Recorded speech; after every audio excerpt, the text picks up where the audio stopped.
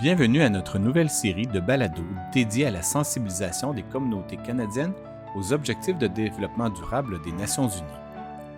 Grâce au financement généreux du gouvernement du Canada, nous avons l'opportunité de permettre aux jeunes francophones de partout au pays de créer des épisodes inspirants en collaboration avec notre équipe. Ensemble, nous explorerons des sujets essentiels pour un avenir durable et équitable. Préparez-vous à découvrir des idées lumineuses et des initiatives stimulantes qui façonnent et améliorent notre monde. Bonne écoute!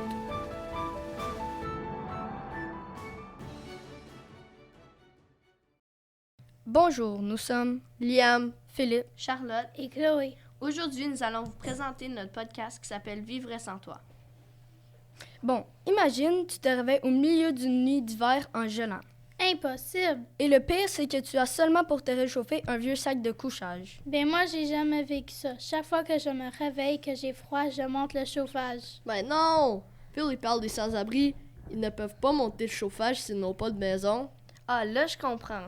Savais-tu que 9% de la population mondiale sont en extrême pauvreté? C'est quoi ça, l'extrême pauvreté? Quand tu n'as que 3$ pour survivre par jour. Et oui, le sans-abrisme est un grand problème au niveau mondial. Mais que savez-vous vraiment sur le sujet des sans-abri ou des pauvres? Je sais déjà que la majorité des sans-abri ou des pauvres, ils vivent sur le bord de la rue puis ils n'ont pas beaucoup d'argent. Être sans-abri ne veut pas dire forcément vivre toujours dans la rue. C'est quoi tu veux dire? Un sans-abri n'a pas d'abri, ça le dit dans le nom.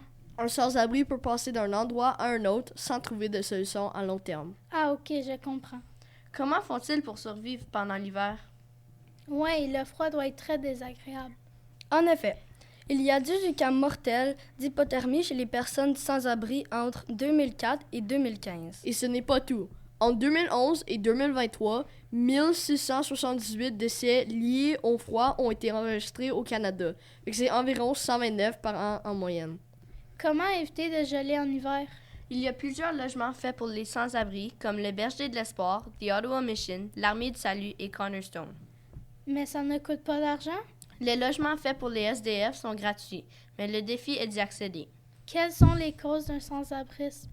Il y a plusieurs causes et difficultés comme le manque d'éducation, la perte d'emploi, les ruptures familiales, le problème de santé mentale, la haute prix des logements.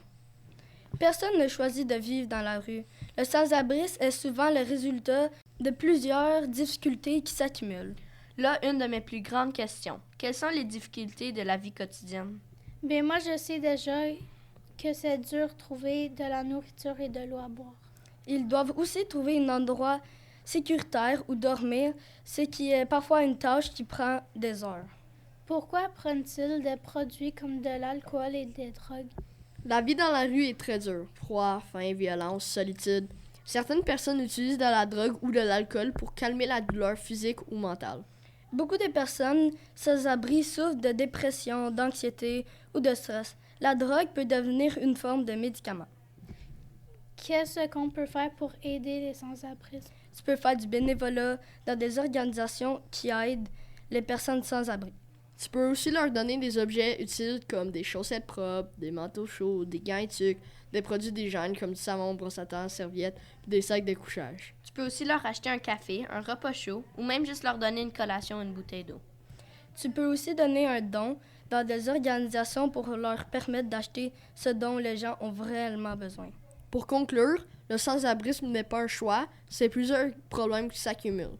Le sans-abri est quelque chose que beaucoup de personnes vivent. Heureusement, il existe des refuges et des façons d'aider. Même un petit geste peut faire une grande différence. Merci d'avoir écouté notre podcast sur la pauvreté. Nous tenons à remercier chaleureusement les écoles participantes pour leur enthousiasme et leur précieuse collaboration. Votre engagement et votre créativité ont été essentiels à la réalisation de cette série.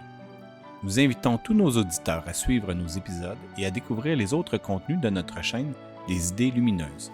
Ensemble, continuons à promouvoir les objectifs de développement durable et à impulser des changements positifs dans nos communautés. Au plaisir!